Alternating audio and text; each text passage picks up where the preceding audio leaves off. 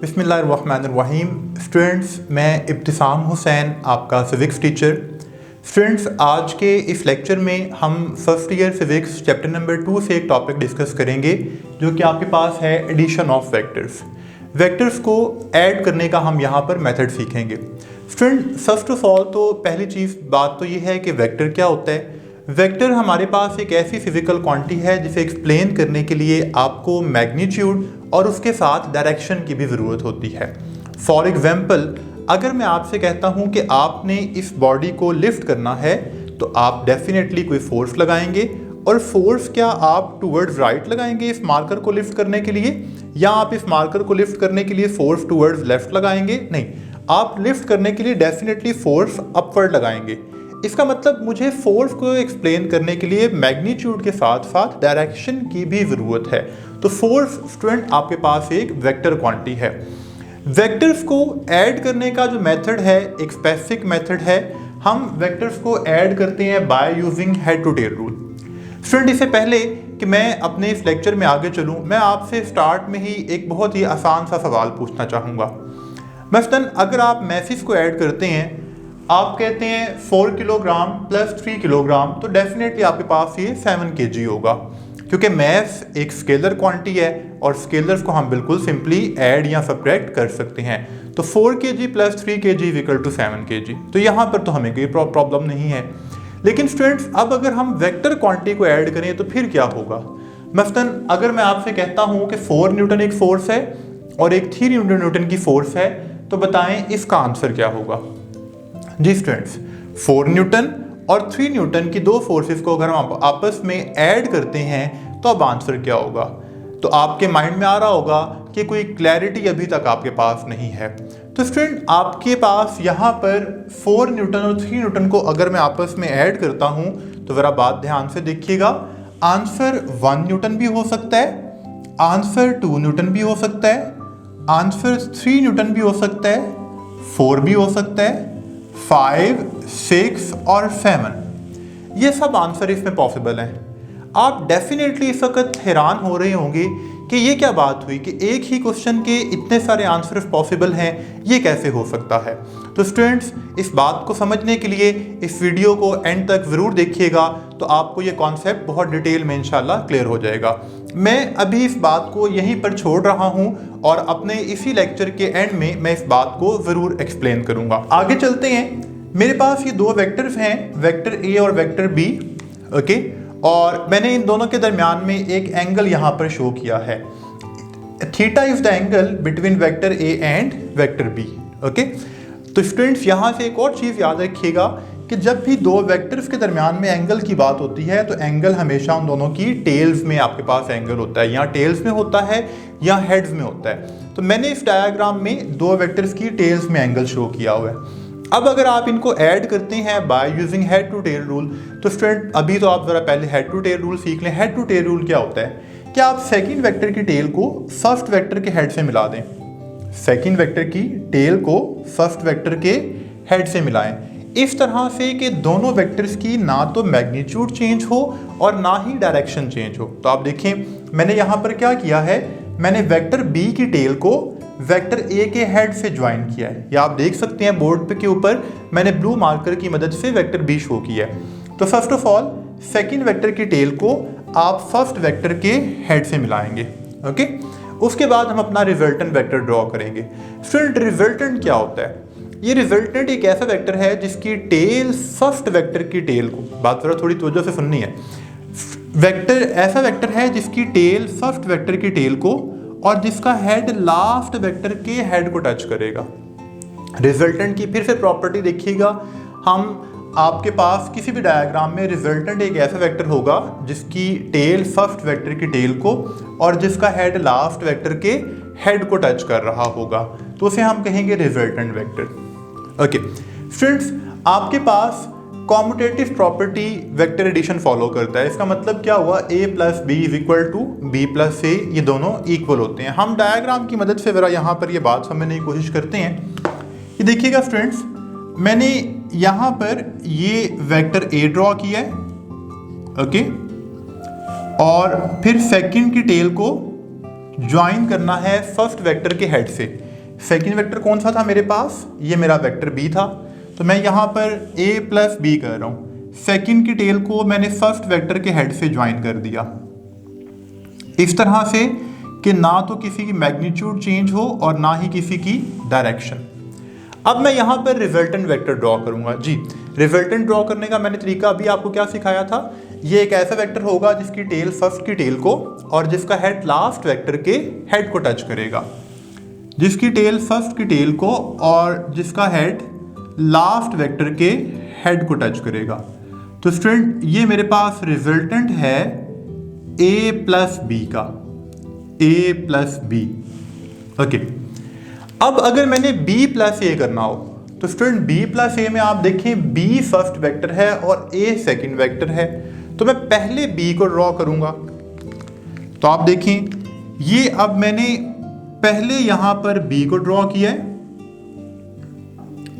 Okay, vector b draw किया और उसके बाद आप अब a चूंकि सेकंड वेक्टर है तो रिजल्टेंट एडिशन होती कैसे है, सेकंड की टेल को फर्स्ट के हेड से आपने कंबाइन करना है। ये लीजिए, तो सेकंड वेक्टर a था, a की टेल को मैंने b वेक्टर के हेड से कंबाइन कर दिया इस तरह से कि ना तो किसी की मैग्नीट्यूड चेंज हो और ना ही किसी की डायरेक्शन। तो आप देखें ये जो नीचे से डायग्राम है स्टूडेंट्स, ये a प्लस बी शो कर रही है, लेकिन अगर आप ऊपर से देखें तो मैंने पहले b ड्रॉ किया है, बाद में a ड्रॉ किया है। और अगर आप रिजल्टेंट आप ड्रॉ करें तो रिजल्टेंट आपके पास अगेन सेम बन रहा है। ओके, तो आपके पास यहाँ पर ये जो ऊपर से आपके पास डायग्राम को देखें तो स्टूडेंट्स ये a प्लस बी नहीं है, बल्कि ये vector b plus vector a है। ओके, तो आप देख सकते हैं इस डायग्राम में आपको ये बात बहुत अच्छी तरह से क्लियर हो रही है कि चाहे आप a प्लस बी करें या b प्लस ए करें, इन दोनों केसेस में जो रिजल्टेंट है उसकी मैग्नीट्यूड और उसकी डायरेक्शन सेम है। ओके, तो स्टूडेंट्स यहाँ पर आपको commutative property of the vectors clear हो गई। अब आप देखें वेक्टर एडिशन भी आपने सीख ली, तो यहीं पे एक छोटी सी बात सीखिएगा। मैंने अभी तक यहाँ पर दो वेक्टर्स को ऐड किया है। हम हेड टू टेल रूल की मदद से कितने वेक्टर्स को ऐड कर सकते हैं? स्टूडेंट्स, इनफाइनाइट वेक्टर्स को आप ऐड कर सकते हैं by using head to tail rule. Okay, infinite vectors can be added by using head to tail rule. Infinite vectors can be added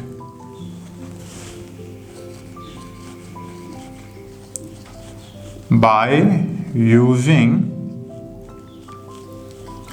head to tail rule।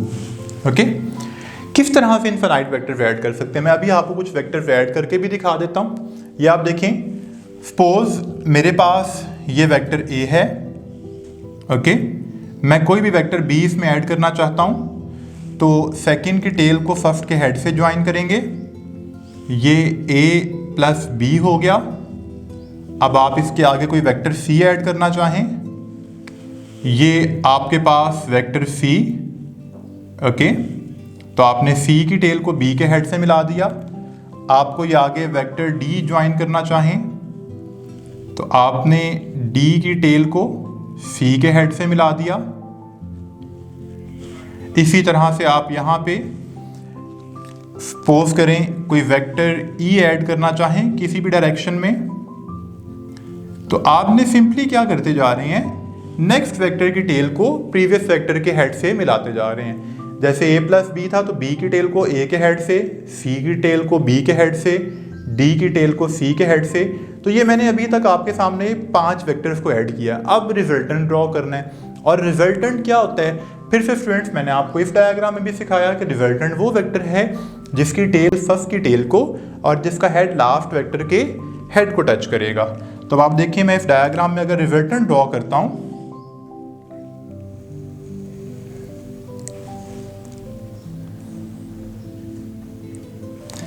तो आपके पास ये resultant vector होगा। तो आप देख सकते हैं रिजल्टेंट ऐसा वेक्टर है जिसकी टेल फर्स्ट वेक्टर की टेल को और जिसका हेड लास्ट वेक्टर के हेड को टच करने लगा हुआ है। फ्रेंड्स, अब हम आते हैं अपने उसी बात की तरफ जहां से हमने अपना टॉपिक स्टार्ट किया था, लेकिन उससे पहले अभी तक जो हमने बात सीखी है उसका एक रिव्यू कर लेते हैं। फर्स्ट ऑफ ऑल तो हमने ये सीखा कि वेक्टर्स को हम हेड टू टेल रूल की मदद से ऐड कर सकते हैं। हेड टू टेल रूल क्या होता है? सेकंड की टेल को फर्स्ट के हेड से कंबाइन कर दें तो हमारे पास रिजल्टेंट वेक्टर फिर हम ड्रॉ करते हैं जिसकी टेल फर्स्ट की टेल को, जिसका हेड लास्ट के हेड को टच कर रहा होता है। उसके बाद हमने ये सीखा यहाँ पर कि वेक्टर एडिशन आपके पास एक कॉम्यूटेटिव प्रॉपर्टी को ओबे करती है, तो आपको डायग्राम से भी बात क्लियर होगी। फिर मैंने मजीद कॉन्सेप्ट आपको एक्सप्लेन कर दिया कि वेक्टर्स की मदद से आप हेड टू टेल रूल की मदद से आप इनफाइनाइट वेक्टर्स को ऐड कर सकते हैं। ओके, और नीचे ये डायग्राम में भी आपको ये बात क्लियर हो रही है कि आपने 5 या 6 वेक्टर्स को, जितने भी आप वेक्टर्स चाहें आप उन्हें ऐड कर सकते हैं by using head to tail rule. अब स्टूडेंट्स, वो जो हमारा क्वेश्चन था कि 4 kg प्लस 3 kg तो 7 kg है, इसमें तो हमें कोई डाउट नहीं है, ना ही आपको कोई शक है। लेकिन जब हम वेक्टर्स की बात करते हैं तो वेक्टर्स में 4 न्यूटन प्लस 3 न्यूटन, जी मैंने बताया था आंसर 1 2 3 4 5 6 7 इन सब में से कुछ भी हो सकता है। ये कैसे पॉसिबल है? स्टूडेंट्स, जो रिजल्टेंट वेक्टर है आपके पास ये कितनी बातों पर डिपेंड कर रहा है? स्टूडेंट्स, हम फोर्सेस को ऐड करें 4 न्यूटन 3 न्यूटन तो आंसर हमारे पास 1 से लेके 7 तक कोई भी पॉसिबल है। ये कैसे है? स्टूडेंट, रिजल्टेंट वेक्टर की अगर हम बात करें तो जो रिजल्टेंट की मैग्नीट्यूड है वो कितनी बातों पर डिपेंड करती है? The magnitude of resultant, the magnitude of vector R, resultant vector की जो मैग्नीट्यूड है ये आपके पास 3 बातों के ऊपर डिपेंड करती है। ओके, जब तक वो तीनों बातें आपको नहीं पता होंगी आप रिजल्टेंट की मैग्नीट्यूड के बारे में कोई फैसला नहीं कर सकते। वो 3 बातें कौन कौन सी हैं?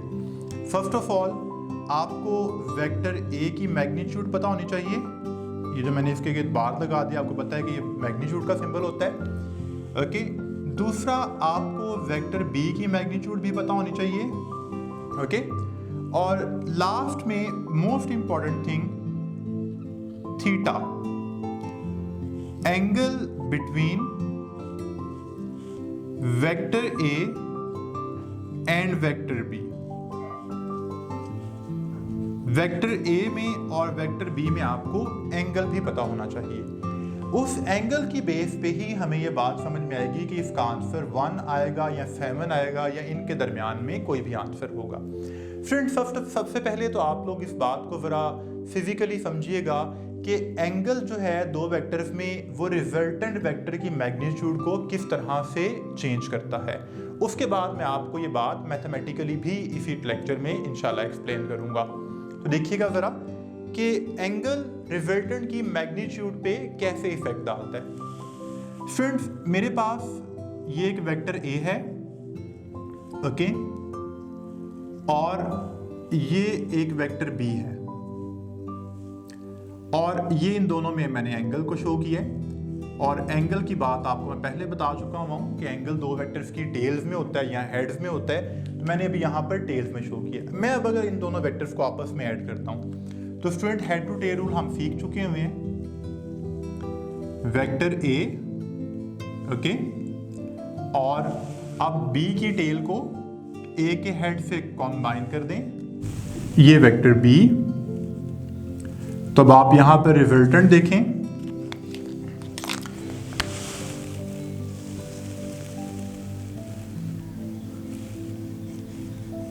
तो आपके सामने रिजल्टेंट की मैग्नीट्यूड है। ओके, अब आप देखें कि अगर मैं ए और बी में एंगल्स को चेंज करता हूं तो फिर रिजल्टेंट पे क्या इफेक्ट होगा। मैंने स्टूडेंट यहां पर ए और वेक्टर बी में एंगल को इंक्रीज कर दिया है। वेक्टर ए और आपके पास इस तरह से ये वेक्टर बी, ये मेरे पास 2 वेक्टर्स हैं और ये इनमें एंगल थीटा। आपको डायग्राम में ये बात क्लियर कट नजर आ रही है कि पहले ए और बी में एंगल कम था, अब ए और बी में एंगल मैंने ज़्यादा कर दिया है, लेकिन उनकी मैग्नीट्यूड्स को मैंने ऑलमोस्ट सेम रखा है। अब अगर मैं इन दो वेक्टर्स को ऐड करूं तो आपके पास फर्स्ट ऑफ ऑल ये वेक्टर ए, ऐड करने के लिए आप सेकंड की टेल को फर्स्ट के हेड से मिलाएंगे, वेक्टर बी, ओके। और अब आप अगर यहां पर रिजल्टेंट वेक्टर को ड्रॉ करते हैं तो रिजल्टेंट स्टूडेंट वही वेक्टर है जिसकी टेल फर्स्ट की टेल को और जिसका हेड लास्ट वेक्टर के हेड को टच करेगा। तो ये देखें रिजल्टेंट वेक्टर। तो आपको मेरा ख्याल बड़ी अच्छी तरह से ये बात खुद ही मेरे बताने से पहले डायग्राम की मदद से क्लियर हो रही है कि अगर हम दो वेक्टर्स में एंगल को इंक्रीज करते हैं तो रिजल्टेंट की मैग्नीट्यूड डिक्रीज हो रही है। बिल्कुल सही।